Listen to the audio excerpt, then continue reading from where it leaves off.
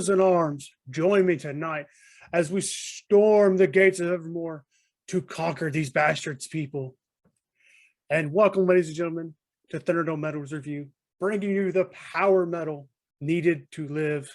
I am Tracey Newport, and with me as always is my merry band of gentlemen, the Dr. David Pizzo, the Reverend Ben Lindsay, and the murder basementer, Gabe Cooper. How y'all doing tonight, gentlemen? Murder some people in and outside of basements. What? Ready for a blood red victory.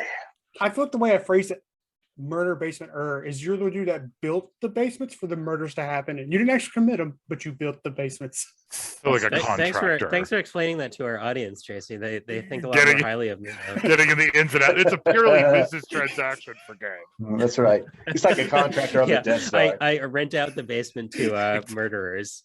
It is exactly what Ben just said. It's a contractor putting the toilet in the Death Star. Like that's. I'm just here to collect the paycheck, man.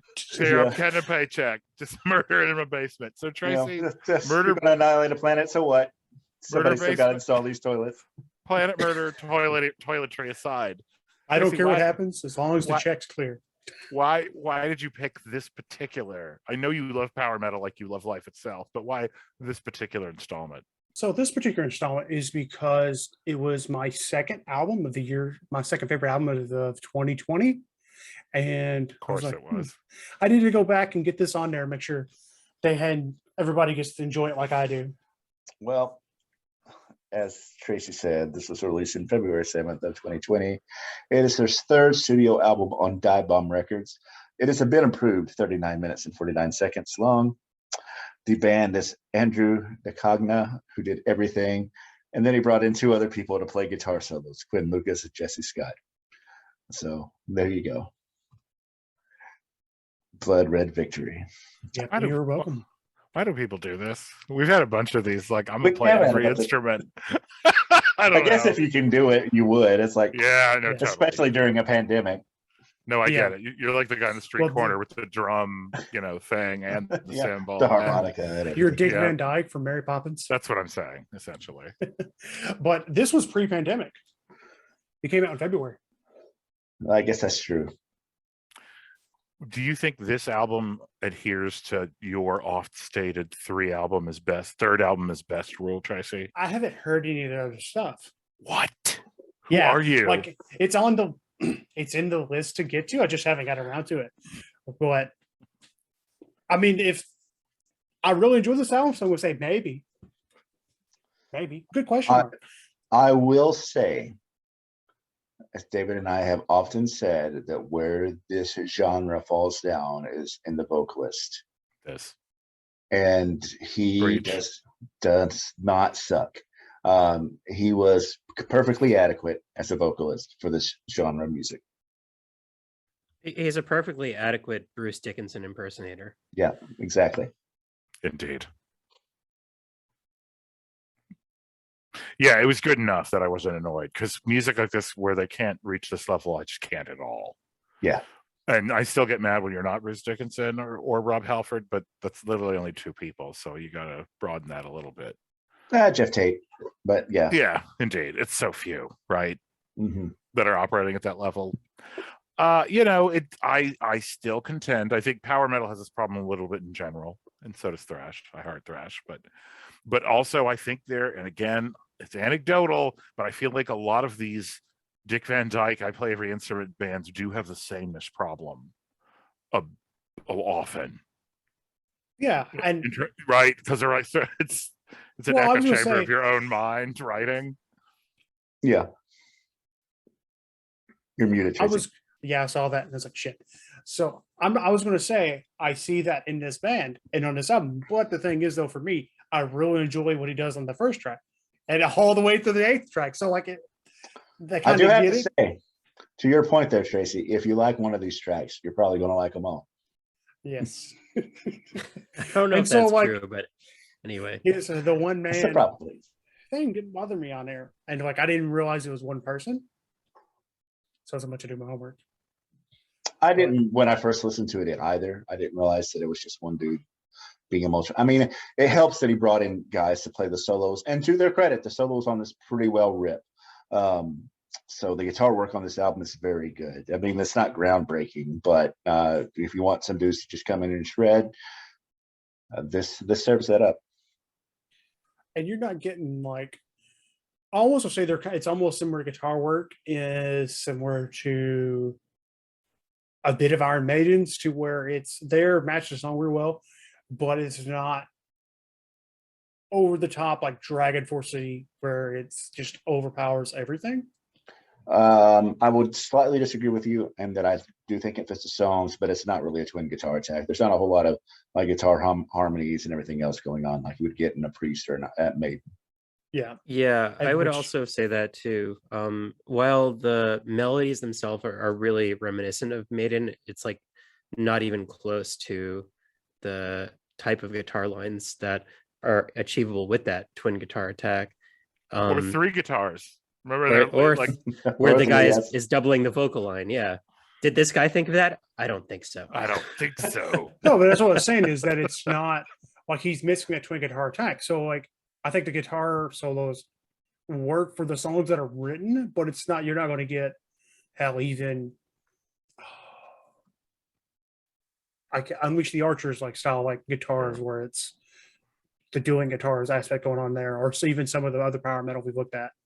The thing I think you need to ask yourself, Tracey, is have you listened to Power Slave? I'm just going to put that out there. So Everybody drink. That's I haven't listened to Power Slave in a month, David. You're going to shoot me. I know. that's acceptable. That's within the range.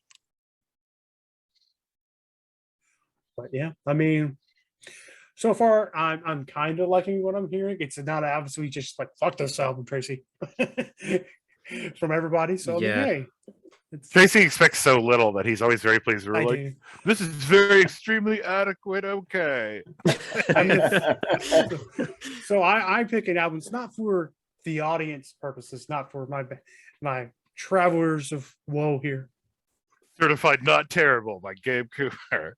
Yeah, well, I mean, the other thing is like, I don't know a lot about power metal. I'm not gonna like pretend that I do, but this is power metal that is very, very, very, very on the trad side, and I don't think that power metal needs to be on the trad side. Indeed. Which for me, it just makes me think of Maiden, and it makes me think that I'd rather listen to Maiden, and it makes Exactly. no, it just makes me think like, I don't know, Exactly. it could be more exciting. Like it could be more exciting power metal. And like, because I don't know enough about that as a genre, I don't know necessarily where I'd go toward, like what direction I'd go toward, but like I can say with some confidence that I could do some speed here. Like, and that's speed kind metal of, and I go was just gonna say that's kind of about like the bifurcation of power metal is. Do right. you play it in the Iron Maiden style, or do you go in the Wind Rose Winter Saga style? It's like you don't really have much of that middle ground there. In We like to between. call that the Man of War style, sir. Yeah, what's called Iron Maiden versus Manowar. That's if you're doing power metal, you're doing Iron Maiden or you're doing Manowar, and there's not really a lot of in between there. Like you see it occasionally. Like I think. What would you say Unleash the Archers is? I think they might be one of those bands that managed to straddle it, but if they're not, they're more towards the Maiden.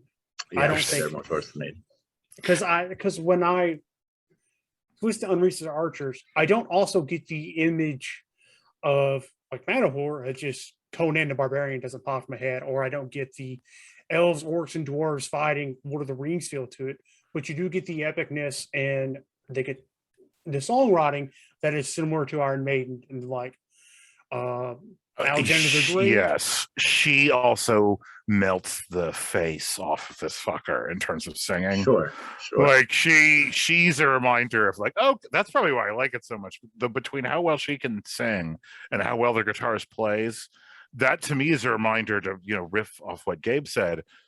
This is okay. It's a perfectly adequate copy of Iron Maiden, essentially, but which maybe when either want to listen to Iron Maiden or something like Unleash the Archers, which the mere fact that you're struggling to put it in a box to me is a good thing. I mean, not to be an edgelord, but like great.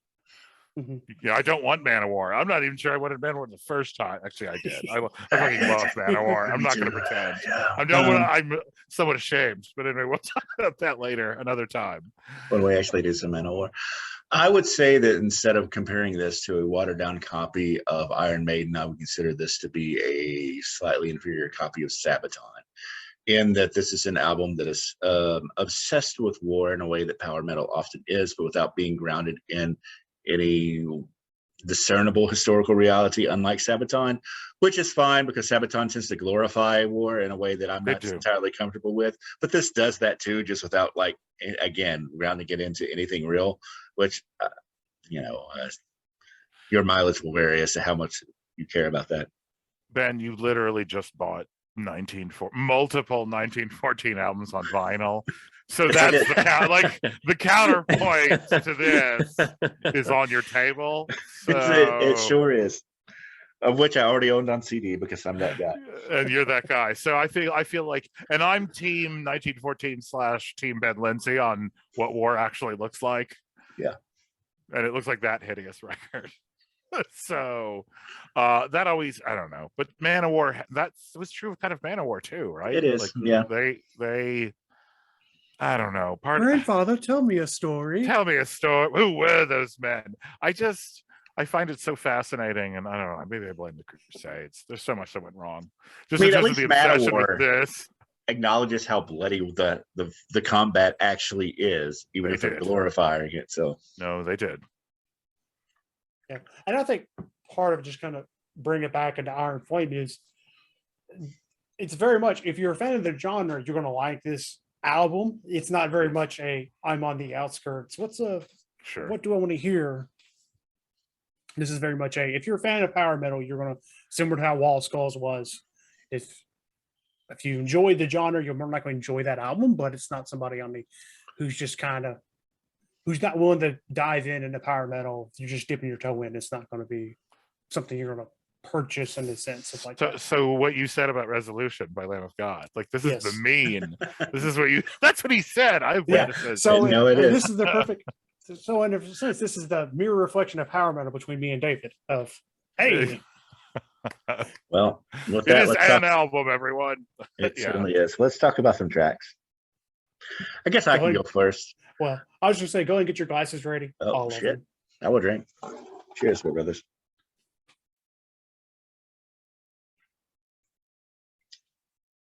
Get ready to drink again, because I'm going to go none of them. But it's not that I don't like them. It's just that they are just mediocre. And that I thought, oh, Gates of Evermore, that's all right. Oh, Honorbound, that's okay too. And that's how I went through all of these. I kind of saw that coming. So the tracks that I would pull off this, if I were the pulling off kind, would be Seekers of the Blade, Blood Red Cross, which does get toward epic, and Graves of Thunder. I think that they all are pretty okay. The ones that kind of bothered me because they were more boring, I would say, are On Ashen Wings and Grace and Valor. Honor Bound is like oddly jingoistic and has this line, and it just really bugs me, talking about like bastards who hate our way of life. It just makes me think of like, I don't know, American hawks and, people who I, think should, not be in politics, period. But yeah, I guess the comparison that Ben drew makes more sense to me. But all I thought of musically, we can talk about theme too, but musically I was thinking of Maiden is where this person wanted to go. I'm very much like Ben. This was the meh express from start to finish, and none of them were bad. None of them were, at least in terms of like thematically, they were all a bit of a disaster, but this genre does a lot of that. But all of them were perfectly adequate, fine power metal songs. But would I pull off any? No. So you hated coming across this when you were working out? No, I this is the thing. It wasn't terrible. It just sort of existed. I don't know. It's the kind of stuff that in my metal store, like people, like in the dressing room, this is what we'd be playing, right? This is like the least offensive. I don't know. I find it kind of anodyne and harmless. I don't know. I'm not trying to be condescending. I guess I am. I'm not a good person, but anyway, yeah, it was perfectly adequate and far better than any album I've ever put out. But in terms of songs, it's like, man, I need to hear that song again. There were none of those here. Yeah, that's kind of how I feel. Well, like, Tracey said it too. If you like Gates of Evermore, you'll love Honor Bound and Seekers of the Blade and Blood. I mean, it's sort of all of them or none of them, dude. Right? This is the Greatest greatest hits. Thunder, greatest hits. All right, Tracey, give us your grade on this. An A+. I'm gonna give it a 98. This was my second favorite Wow. album of 2020.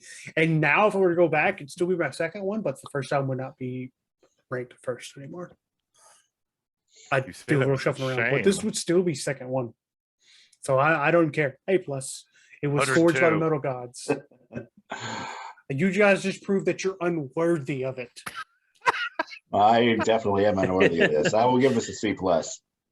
I think you really have to be into to power metal to really appreciate this, and I am not really into power metal. It's fine, it's serviceable. Ben and I are back at 100% alignment, both in terms of not entirely my genre. This is kind of sort of okay. Tracey is that hardcore fan, and this is only for him at the end of the day. C+.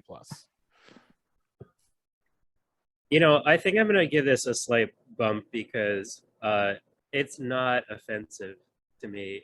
In like most of the tracks are just not offensive to me whatsoever, and it could be a lot more annoying. And I actually find one of the other records we listened to this week a good bit more annoying in more places. So like this is gonna get B- for me. Certified not offensive overall, I guess, by Gabe Cooper. Super fun, okay. Super fun, Super fun. okay. That gives us an average of an 84, gentlemen. Man, there's been a few of those this evening. So who would buy this? I would. Of course I would.